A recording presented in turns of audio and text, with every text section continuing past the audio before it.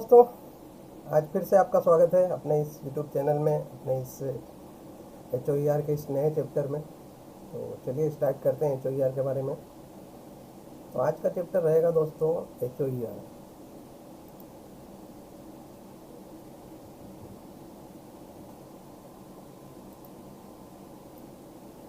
Regulation of hours of employment.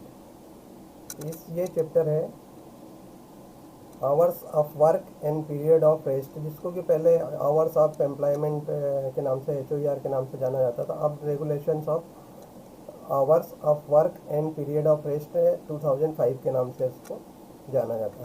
तो चलिए start किया जाए। इसमें क्या क्या प्रोविजन है। पहले वाले वीडियो में जो था दोस्तों आपने देखा होगा कि मैंने इसके बारे में चैप्टर को सारे उसके जो क्लास थे उसके बारे में डिटेल में वीडियो बनाया है। इस वीडियो में हम लोग सिर्फ सब ऑब्जेक्टिव क्वेश्चन की बात करेंगे, क्योंकि आजकल जो भी LDC एग्ज़ाम हो रहे हैं उसमें 100% ऑब्जेक्टिव हो रहा है। तो इस कारण से ये ऑब्जेक्टिव के बारे में रहेगा HOER के। तो चलिए स्टार्ट किया जाए ऑब्जेक्टिव की सीरीज के लिए।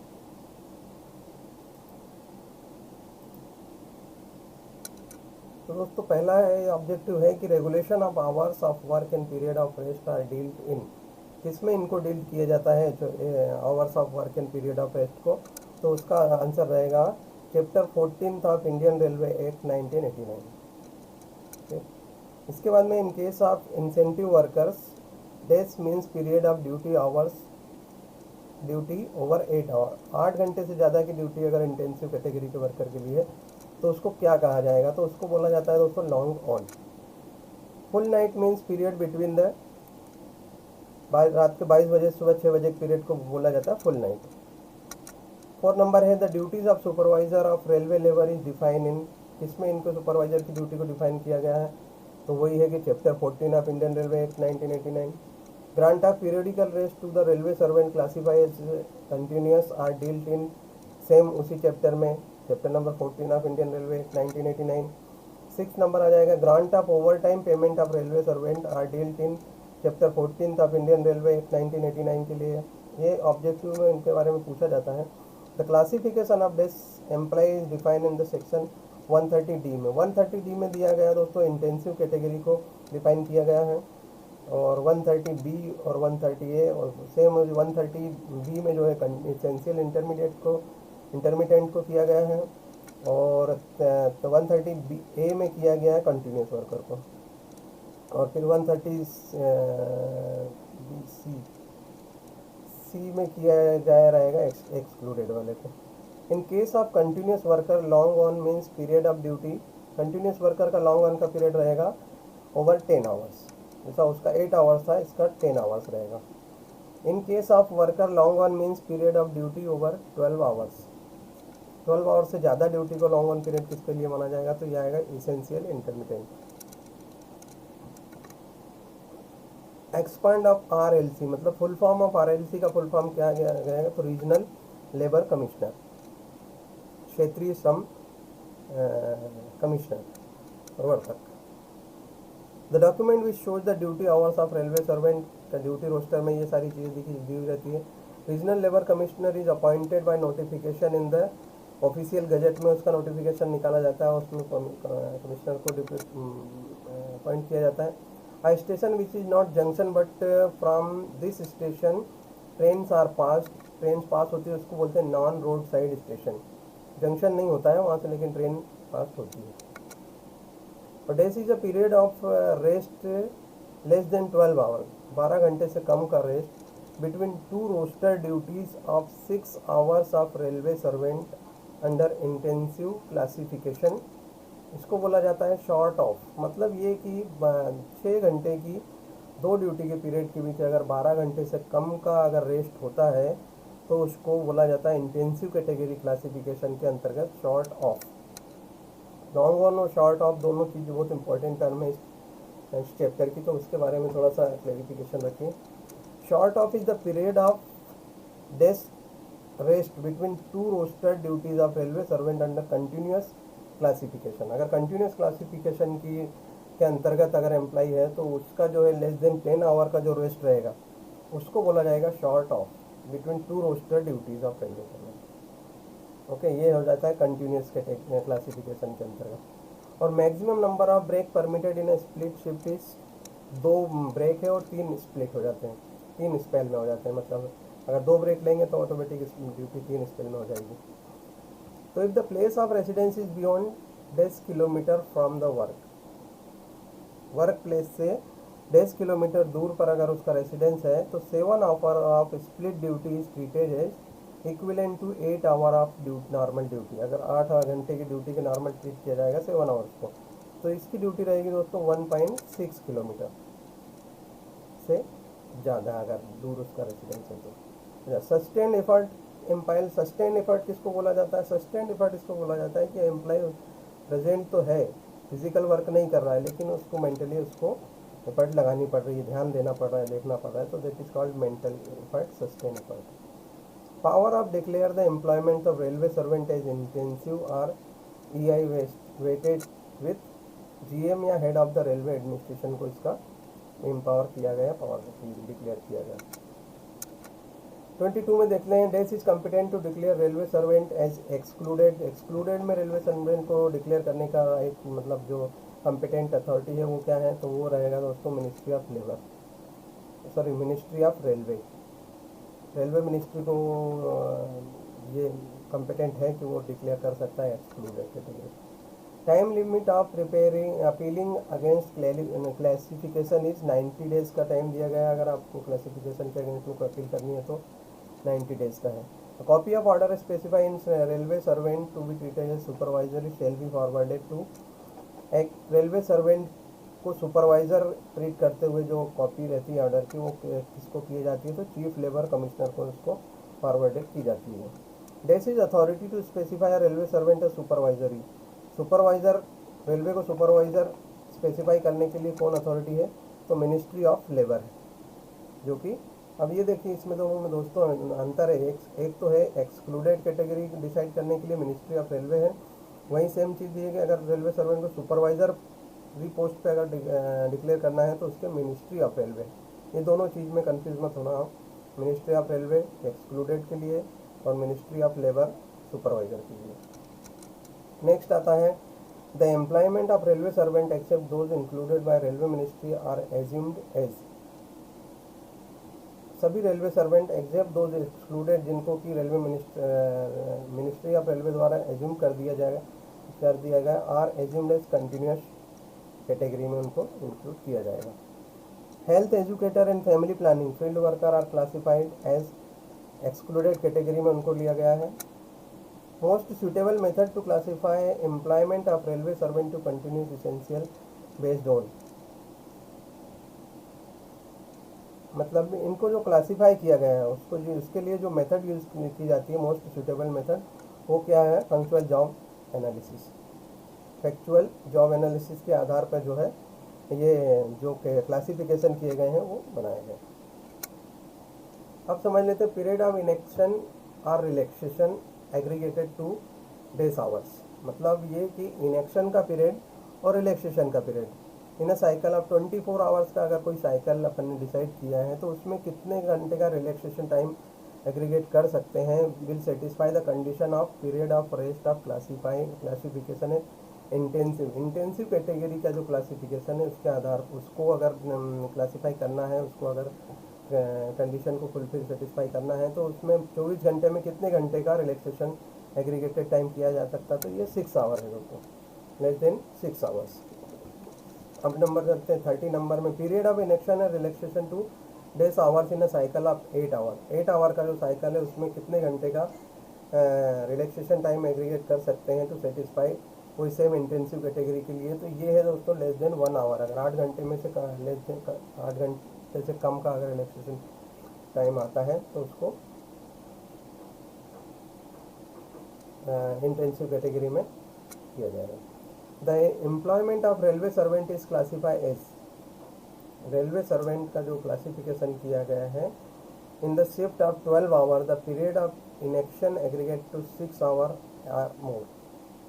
6 घंटे या उससे ज़्यादा अगर 12 घंटे की ड्यूटी में है तो उसको इसेंशियली इंटरमीडिएट कैटेगरी के अंदर क्लासीफाई किया गया है कि जो व्यक्ति 8-12 घंटे की ड्यूटी करता है और उस बीच में उसका इनेक्शन पीरियड जो होता है वो होता है 6 आवर। तो उस पीरियड को बोला वो अगर ज़्यादा होता है तो उसको इसेंशियली इंटरमीडिएट, जैसे गेटमैन हो गया, अपना अटेंडेंट हो गए, रेस्ट हाउस अटेंडेंट, तो इनको इसेंशियली इंटरमीडिएट में ट्रीट किया गया। The standard hours of duty of intensive classification of hour week. Intensive classification के अंतर्गत कितने आवर्स ऑफ वीक है स्टैंडर्ड? 42 आवर्स। सेम दिया हुआ है कि the roster hours of duty of care taker of rest house is 75 hours a week. Roster hours. Standard hours of work of railway classify EI essential intermittent and working in days provided with the quarter within 0.5 kilometer the place of work is 60 hours in a week। तो ये आ जाएगा दोस्तों non road side station. Non road side station है और वहाँ पर कोई railway employee intermediate, essentially intermediate classification का, और उसका क्वार्टर 0.5 किलोमीटर के डिस्टेंस पे है, तो उसके लिए 60 आवर्स इन अ वीक जो है ड्यूटी आवर्स रहेगा। Standard hours of work railway servant EI category का जो है working on road side station, इसमें नॉन रोड साइड स्टेशन था और इसमें रोड साइड स्टेशन है और क्वार्टर विदिन 0.5 किलोमीटर में ही है, तो इनके लिए आवर्स जो हो जाएंगे 60 आवर्स का इसके लिए मतलब 60 आवर्स उसका पीरियड हो जाएगा।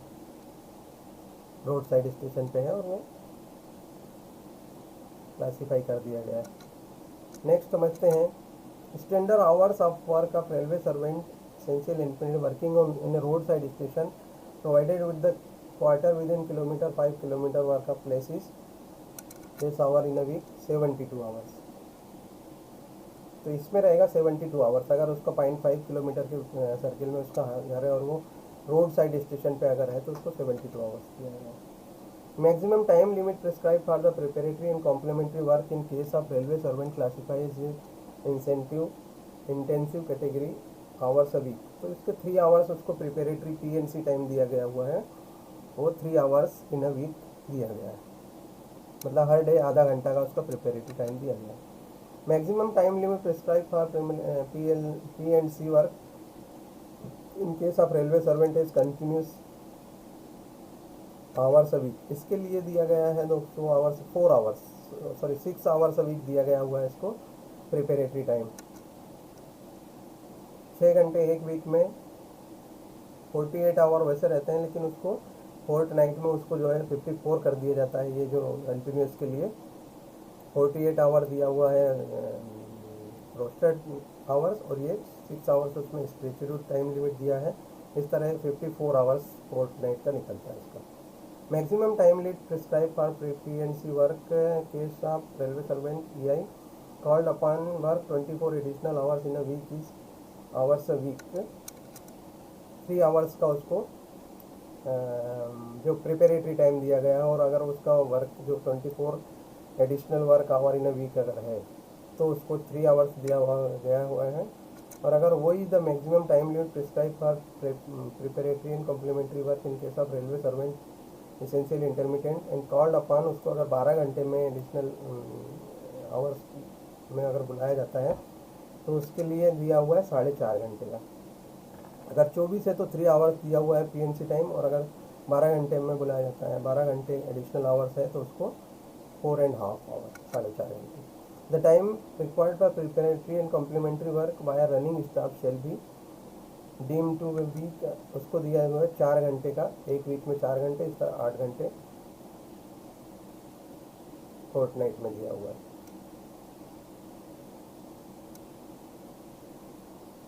तो 96 रनिंग स्टाफ के लिए 96 आवर्स प्लस 4 घंटे ये और 4 घंटे 2 वीक में अगर 8 घंटे हो गए तो 96 प्लस 4 104 घंटे का जो है टाइम दिया गया है। उसके बाद में ओवर टाइम स्टार्ट होता है।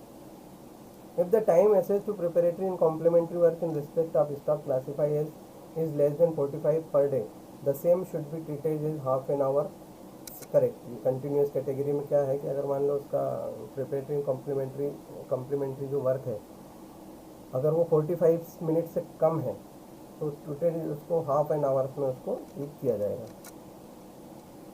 If the time assess for preparatory and complementary work in respect of staff classified as continuous 45 minute and 1 hour per day same should be treated as, उसको 1 घंटा ट्रीट किया जाएगा। 45 से 1 घंटे के अंदर का टाइम उसका पीएनसी टाइम है, तो उसको 1 घंटा ट्रीट किया जाएगा working hours. If the time assess for preparatory and complementary work in respect of staff classified as continuous अगर वर्कर है तो ई और essential is more than 15 minute per day अगर है तो same should be treated as, मतलब कोई भी कैटेगरी हो और अगर उसको 15 मिनट से ज़्यादा का प्रिपरेटरी पीएनसी टाइम दिया है तो उसको हाफ एन आवर ट्रीट किया जाएगा, और 15 मिनट से कम है तो उसको ड्यूटी आवर्स में इंक्लूड नहीं किया जाएगा। Average period of purpose of calculating over time in respect of continuous staff, तो ये आ जाएगा बायो वीकली, मतलब फोर्टनाइट में 15 दिनों के वीक में किया जाता है, इसका कैलकुलेशन एक सप्ताह में नहीं किया जाता है। Average period of purpose calculating respect of staff is bio weekly. Intensive के लिए भी बायो वीकली किया हुआ है, कंटिन्यूस के लिए बायो वीकली किया है। The particular of extra work done by railway servant shall be recorded in register of extra work of hours, OT का जो रजिस्टर होता है फॉर्म ए, उसमें इंक्लूड मेंटेन किया जाता है। Weekly rest of not less than days is granted to railway servant whose employment is classified intensive category. Intensive category का जो एम्प्लॉई है उसको वीकली रेट कितने घंटे से कम नहीं दिया जा सकता है, उसको जो है 30 आवर्स कॉन्सिक्यूटिव आवर्स से कम करें उसको नहीं दिया गया इंटेंसिव के लिए और कंटिन्यूस कैटेगरी के लिए। चलिए दोस्तों आगे देखते हैं। 14 weekly rest of not less than is granted to railway servant whose employment is classified as EI, इसके 24 आवर्स का, लेकिन उसमें नाइट फुल नाइट इंक्लूड होना चाहिए इसेंशियली इंटरमीडिएट कैटेगरी के लिए। Weekly rest of not less than is granted to railway servant whose employment is classified as continuous. Continuous के लिए मैंने अभी बताया कि 30 आवर का रेस्ट कॉन्सिक्यूटिव आवर्स का रेस्ट दिया जाता है, consecutive hour. No railway servant classified as intensive shall be called upon the duty before completion of rest of. Intensive वाले का रेस्ट जो है 12 घंटे से कम वाले को उसको ड्यूटी पर नहीं बुलाया जा सकता है। देखते हैं 52 running staff shall be granted rest of 30 consecutive hours including night in bed in a month. तो 4 उसको 30 आवर्स के रेस्ट दिए जाते हैं या फिर 5 पीरियड ऑफ 22 आवर्स के रेस्ट दिए जाएंगे, बशर्ते प्रोवाइडेड बाय कि उसको full night should be completed in the period of rest. Days will be decided whether the particular action will be classified as sustained mention or not. Controlling authority को ये power है कि वो decide करें कि वो जो पीरियड है वो उसका सस्टेन अटेंशन का पीरियड है या नहीं है, तो ये कंट्रोलिंग अथॉरिटी को दिया हुआ है। लोको रनिंग स्टाफ वो deputed accompany engine on trial, जो इंजन ट्रायल पे जाते हैं और उसके साथ में लोको रनिंग स्टाफ जो अकम्पनी करता है तो उसका जो ड्यूटी पीरियड है उसको 100% उसको ड्यूटी में इंक्लूड किया जाता है। No railway servant except the are book for more than 14 hour continuously. कोई भी रेलवे सर्वेंट को 14 दिनों से ज़्यादा कंटिन्यूस बुक नहीं किया जा सकता है, बस इनको छोड़कर स्टाफ ऑपरेटिंग ट्रैक मशीन का जो स्टाफ है उससे छोड़कर किसी को भी 14 दिन से ज़्यादा कंटिन्यूस बुक नहीं किया जा सकता। There are 7 section in chapter 14 of Indian railway act 1989 में। कितने सेक्शन है? 7 सेक्शन है, तो ये सही है। Exemption of application of chapter 14 in Indian Railway 1989 are defined in section 131 में जो डिफाइन किया हुआ है exemption of from application of chapter, तो ये ट्रू है। उसके बाद में duties of supervisor railway labour is define in chapter 14 of Indian railway 99, ये सही है। सुपरवाइजर की ड्यूटी जो डिफाइन की गई है। Regional labour commissioner is appointed by ministry of railway, गलत। इसको कौन अपॉइंट करता है? रीजनल लेबर को मिनिस्ट्री ऑफ रेलवे अपॉइंट नहीं करना, ministry of labour. A station which is not junction but from train or order on regular measure is roadside station, तो roadside station नहीं बोला यार, false। For purpose of hours of period of rest 2005 ordinary rate of means defined in section in rule 1303 of IREC Indian Railway Establishment Code Volume 2 के जो है rule number 1303 में जिसको define किया गया हुआ है HOER को hours of work and period of rest को करेक्ट। अब देखते हैं maximum number of spell in duty permitted in split shift 2, मतलब 2 शिफ्ट में 2 स्प्लिट में मैक्सिमम स्प्लिट किया जा सकता है, तो नहीं, इसको 3 स्पेल में स्प्लिट किया जा सकता है। तो while preparing roster long on and short off should be avoided, correct, उनको अवॉइड करना चाहिए, सही रहेगा ये answer. In the place of residence in beyond 8 kilometre from the work 7 hour of split treated as equivalent to 8 hour of normal duty. 8 घंटे से ज़्यादा अगर दूरी पर अगर घर है उसका वर्क प्लेस रेसिडेंस है तो 7 घंटे का जो split duty is treated as equivalent to 8 hour normal duty, ये गलत रहेगा, उसका 1.5 किलोमीटर से ज़्यादा होना चाहिए, इसमें 8 किलोमीटर भी होगा, फिर 1.6 किलोमीटर। अच्छा, period involving sustain attention is decided by controlling authority, तो यस करेक्ट है ये, कंट्रोलिंग अथॉरिटी डिसाइड करती है कि सस्टेन अटेंशन चाहिए नहीं। इन case of emergency the officer not less than senior scale, वैसे तो junior JAG scale junior administrative grade का जो ऑफिसर है वो इस चीज़ के लिए कंपेटेंट होता है, लेकिन in case of emergency not less than senior scale से कम कंपेटेंट अथॉरिटी नहीं होना चाहिए।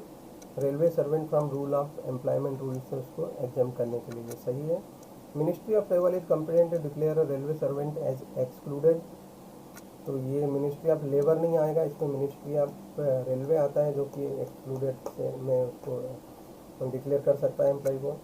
Copy of declaration of classification of railway employment made by junior skill officer shall be forwarded to GM या फिर पीसीपीओ को उसकी कॉपी दी जाती है जो क्लासिफिकेशन डिक्लेयर करते हैं। अब देखते हैं दोस्तों, मेट्रोन और क्लासीफायर एक्सक्लूडेड करेक्ट है, मेट्रोन्स को एक्सक्लूडेड कैटेगरी में किया गया है। The time for appealing against classification is 45 days, it is incorrect, the right answer is 90 days. Okay, then the appeal against classification or employment lies within with regional labor commissioner. Appeal against classification, it is correct, the regional labor commissioner के पास you can complain, you can appeal about in if there is any irregularity in classification of employment regarding the condition. Ministry of Railway is the authority to specify a railway servant as supervisory. Ministry of labour supervisor के लिए it is true, इसमें थोड़ा confusion होता है कि ministry of labour supervisor के लिए और ministry of railway for excluded category करेंगे। The employment of all railway except those by ministry और assumed as intensive, it is false. The employment of railway servant except those excluded by ministry of railway are assumed as intensive category. Most suitable method to classify employment for railway servant as continuous, intensive in EI based on factual job analysis, तो it is true, factual job analysis के आधार पर ही इसको classified distinguish किया जाता है। Most suitable method to classify employment of railway as continuous, intensive and based on rough assessment method, एक method होती है रफ असेसमेंट मेथड, दूसरी होती है फैक्चुअल जॉब एनालिसिस, तो इसके लिए जो यूज़ की जाती है फैक्चुअल जॉब एनालिसिस, तो ये आंसर हो जाएगा गलत, wrong. Period of inaction and relaxation aggregate to less than 5 hours in a cycle of 14 hours will be satisfy the condition of period of rest of classification as intensive, it is wrong. ये जो 5 less than 5 है इसको less than 6 आएगा दोस्तों, तो इसको अपन गलत हो जाएगा। Period of inaction and relaxation less than 1 hour, cycle of 8 hours, satisfy the condition of student intensive category के लिए करेक्ट, 1 घंटा 8 में से 1 घंटा अगर इनेक्शन पीरियड है तो उसको इंटेंसिव कैटेगरी में। और the employment of railway servant classify as EI if in shift of 12 hour the period of inaction aggregate to the 6 hour or more, 6 घंटे से अगर ज़्यादा है तो इन केस ऑफ EI के लिए इट इज़ करेक्ट। 12 घंटे में अगर 6 घंटे से ज़्यादा है तो उसको इसेंशियल इंटरमीडिएट के अंतर्गत किया जाएगा। While assessing the workload and EI, period of inaction less than 5 minutes let be ignored. जब आप असेसमेंट कर रहे हैं और अगर EI कैटेगरी के लिए period of inaction less than 5 minute अगर इनेक्शन का पीरियड है तो शेल बी इग्नोर, उसको इग्नोर कर दिया जाएगा, it is correct.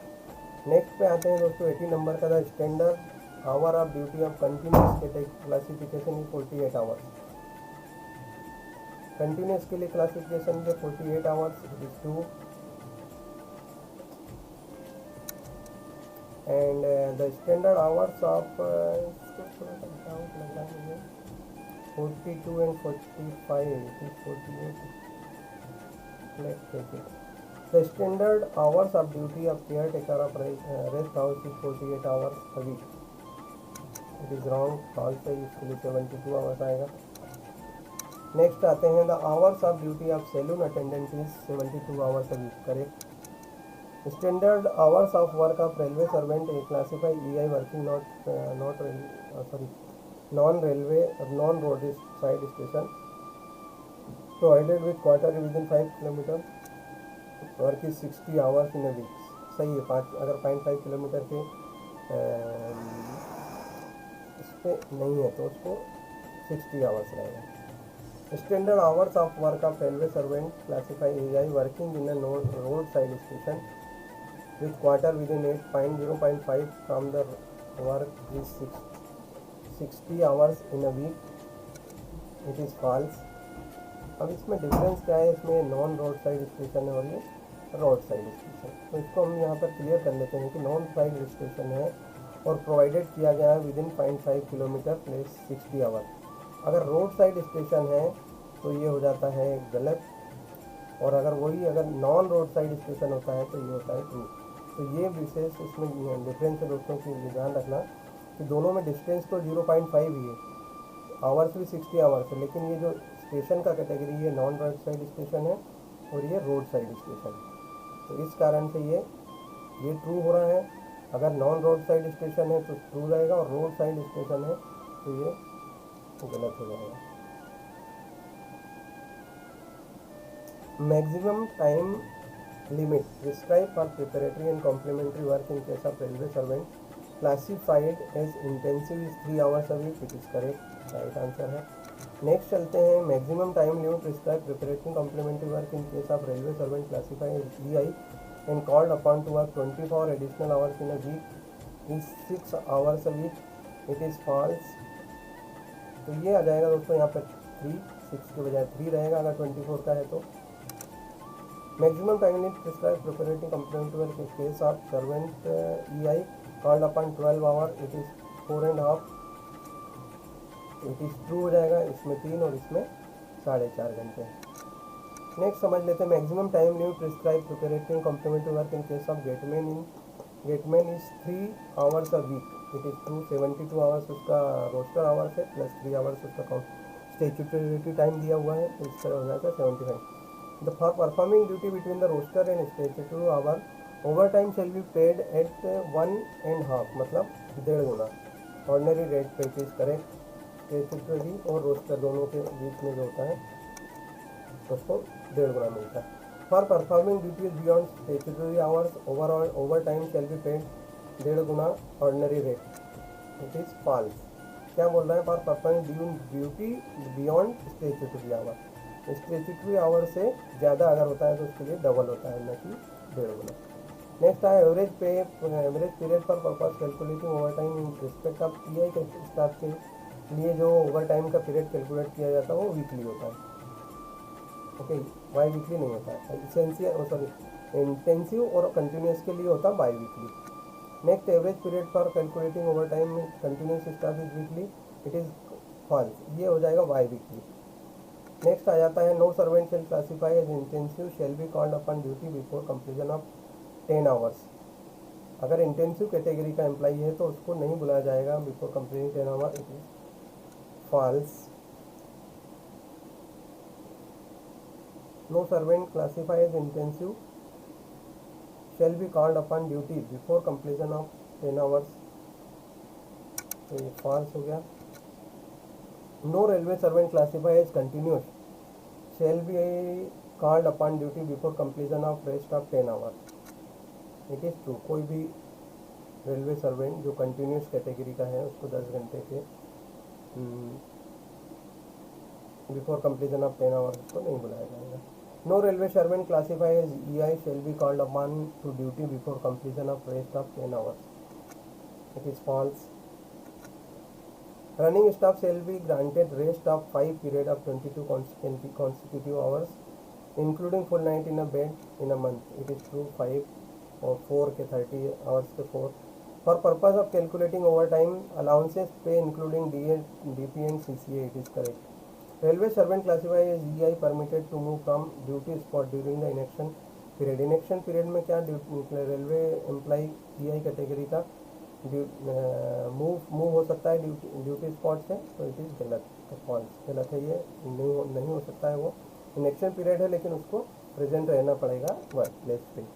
During the break period split shift railway servant is permitted to move out of this duty, it is correct. वो split shift में अगर ब्रेक पीरियड है तो उसमें वो मूव हो सकता है अपने प्लेस से। The time required to preparatory complementary in respect of staff who are required to do shall be included in the roster, it is true. The time assessed for preparatory and complementary work under 15 minutes shall be treated as duty, नहीं, इसको जो है duty treat नहीं किया जाएगा। Financial concurrence is necessary for change of classification of a post, which is correct, financial concurrence जरूरी रहेगा। Office clerk are not classified as excluded, गलत है ये। RPF staff are govern by HOER, नहीं, RPF staff को एचओईआर में govern नहीं किया जाता है। Casual labour are govern by HOER, it is correct, इसको किया जाता है। Running staff are classified as continuous category, it is correct. अब देख लेते हैं, L R is respect of operating staff is 15% to 25%। नहीं दोस्त, लीव रिजर्व जो है 15% से 25% नहीं होता है, लीव रिजर्व होता है 12.5%. A period of break of less than half an hour between the two spell of duty is shift is permissible. जो ब्रेक का पीरियड रहेगा less than half an hour अगर होगा, आधे घंटे से कम है, अब two spell of duty in split shift is permissible है, गलत नहीं है। Temporary exemption to book of 3 week at a stretch for staff working break machine is extended for a period of 3 years, which is correct. As per HOER, the category of office superintendent is सही है। Under how many classes HOER are classified? 4 classes में HOER में उसको classified किया गया हुआ है, intensive, continuous, intermediate, essentially intermediate and excluded. Who has been right to permit change of HOER classification? PCPO, principal chief personnel officer को ये right है कि he can change the HOER classification. एक लास्ट वाला छूट गया था। How much the daily work hour and weekly rest is the intensive roster 6 hour and 30 hour. तो इंटेंसिव जो कैटेगरी का रोस्टर है उसमें जो 6 घंटे का उसका ड्यूटी रहेगा और 30 आवर्स का रेस्ट रहेगा, वीकली रेस्ट। अब देखते हैं कि how much weekly rest and work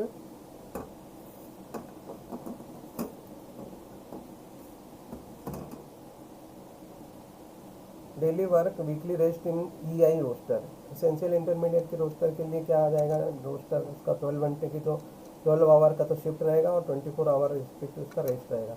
how many the daily work hour and weekly rest in continuous roster के लिए कितने घंटे का डेली वर्क आवर रहेगा और रेस्ट रहेगा, 9 आवर्स का उसका डेली वर्क रहेगा और 30 आवर्स का रेस्ट रहेगा।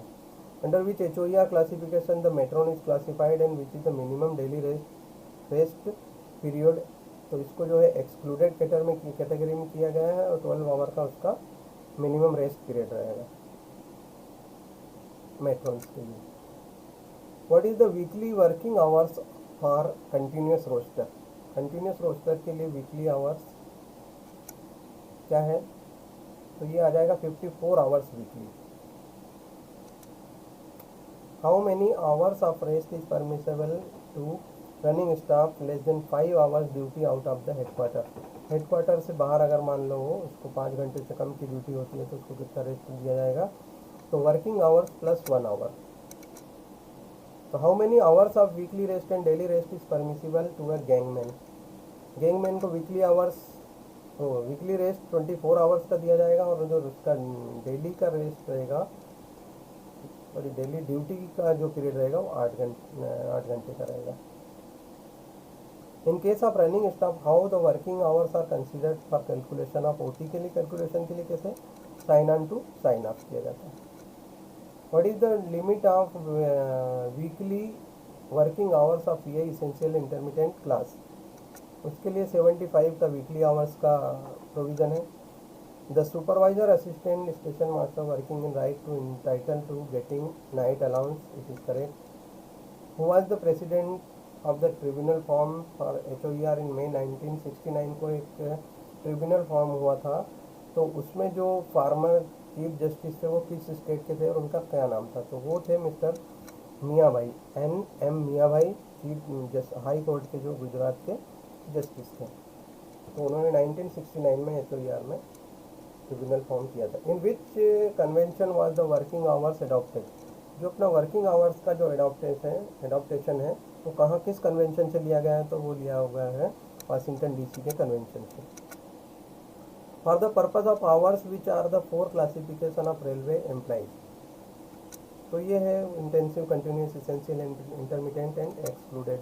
The rest is suspended temporary, within how many days the rest in leave may be granted. तो ये है दोस्तों 14 आवर्स फॉर इंटेंसिव के लिए और 1 मंथ टू अदर कैटेगरी के लिए टेम्पररी उसको सस्पेंड किया जा सकता है। नेम द ड्यूटी इन 2 और more spell with intervening break each of half and more hours as. Split duty, अगर हाफ घंटे से हाफ एन आवर से ज़्यादा अगर उसमें स्पेल मतलब स्प्लिट किया जाता है, इंटरवेन होता है, ब्रेक दिया जाता है, तो उसको स्प्लिट ड्यूटी माना जाता है। अगर आधे घंटे से कम है तो उसको स्प्लिट ड्यूटी नहीं माना जाएगा। तो name the document showing the hours of railway servant is expected to be on duty his daily and weekly rest. ये डॉक्यूमेंट किस डॉक्यूमेंट्स में इस चीज़ का रिमार्क लिखा रहता है, तो यह रोस्टर में। How many overtime is paid to the excess hours of render by the railway servant between the limit of roster hours and statutory hours. तो रोस्टर आवर और स्टेचुटरी आवर्स अपन ने देखा था कि जो 42 और 45, 72, 75 और वैसे ही कंटिन्यूस के लिए 48 और 52। तो ये आ जाएगा 1.5 times the ordinary rate of पे, जो मतलब 1.5 गुना जो इस पीरियड के लिए जो है 1.5 गुना 1.5 टाइम्स के लिए ऑर्डिनरी रेट से उसको दिया जाता है। How much overtime is paid to the excess hours of work render by the railway servant beyond the statutory limit. Statutory limit के बाद में जो पीरियड आता है उसके लिए डबल ऑफ ऑर्डिनरी पे का डबल किया जाता है, ट्वाइस ऑफ ऑर्डिनरी।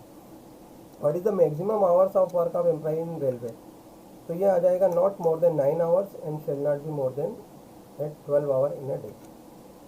तो ये था दोस्तों पूरा HOER के बारे में जितने भी ऑब्जेक्टिव मैं जितना भी कलेक्ट कर सका वो सारे ऑब्जेक्टिव को मैंने यहाँ पर कोशिश की है कि इसके बारे में हम लोग, ताकि आजकल ऑब्जेक्टिव क्वेश्चन नहीं आ रहे हैं DLDC वगैरह के एग्ज़ाम में, तो इसलिए मैंने उसी को एक वीडियो के माध्यम से बनाया ताकि ये हेल्पफुल साबित हो सके सभी लोगों के लिए जो लोग LDC वगैरह की प्रिपरेशन में लगे हैं।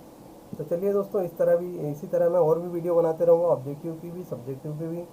अगर आप मेरे साथ जुड़े रहना चाहते हैं तो मेरे इस चैनल को सब्सक्राइब कर लें और वीडियोस को ज़्यादा से ज़्यादा लोगों में शेयर करें ताकि ज़्यादा से ज़्यादा लोग इसका फ़ायदा उठा सकें। और एक चीज़ मैं बताना चाहूँगा दोस्तों कि अगर आप लाइफ में सक्सेस होना चाहते हैं तो आपको लाइफ में 3D का आपकी लाइफ में मतलब एक अडॉप्ट करना पड़ेगा। और वो 3D क्या है? पहला D है डिसीजन। आपको एक डिसीजन लेना पड़ेगा कि मुझे क्या करना है। आप किसी भी क्लास में, क्लास 4 में हो, क्लास 3 में हो, जहाँ भी आप मतलब आप एज अ वर्किंग काम कर रहे हो, अगर आप चाहते हैं कुछ नया कुछ करने का तो आपको 3D की ज़रूरत पड़ेगी। पहले तो आपको डिसीजन लेना पड़ेगा कि मुझे क्या करना है। दूसरा रहेगा डेडिकेशन। आपको उस कार्य के प्रति डेडिकेशन अपने आप में लाना पड़ेगा कि मुझे ये करना है, पढ़ाई करनी है या मुझे प्रोग्रेस करनी है। और तीसरा रहेगा डेवोशन। आपको अपने कार्य के प्रति, अपने जो प्रिपरेशन कर रहे हैं उसके प्रति डेवोशन लाना पड़ेगा, तो पूरी तरह उसमें इन्वॉल्व होकर आपको प्रिपरेशन करनी पड़ेगी। तो मैं आई थिंक कि आपको you can achieve easily your goal, you can achieve your target. तो इन 3Ds का अपनी लाइफ में शामिल कर ले। तो इस तरह दोस्तों ये मेरी यहाँ पर ये वीडियो समाप्त होती है। और अगर आप कोई प्लान बनाते हैं तो आपको अपना प्लान बनाने से क्या होता है, अपना गोल अचीव कर सकते हैं, अपना एम अचीव किया जा सकता है और अपने एम्बिशंस को फुलफ़िल किया जा सकता है। तो ये था दोस्तों मेरा आज का ये वीडियो। मिलते हैं नेक्स्ट वीडियो में, तब तक के लिए thanks for watching and goodbye, take care and see you in next video. तब तक के लिए मुझे इजाज़त दीजिए। धन्यवाद।